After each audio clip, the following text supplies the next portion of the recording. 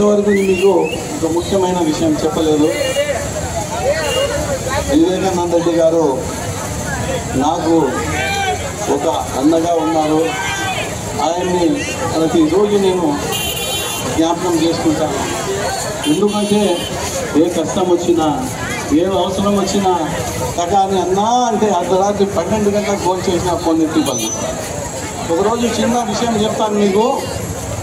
రాత్రి 10 గంటలకు జయరాజ్ ఫంక్షన్ హాల్లో పోయా, అన్నా నా పాపకు MBBS సీట్ కావాలా అని చెప్పా. అప్పటికప్పుడు తిరుపతికి ఫోన్ చేసి, అఫ్జల్ ఖాన్ మా పార్టీకి పిల్లలు లాంటోడు, ఆయనకు MBBS సీట్ కావాలా వెంటనే ఇవ్వండి అని చెప్పిన మగాడు మా వివేకానంద రెడ్డి గారు. ఆయనకు నా బతుకంతా రుణపడి ఉంటానని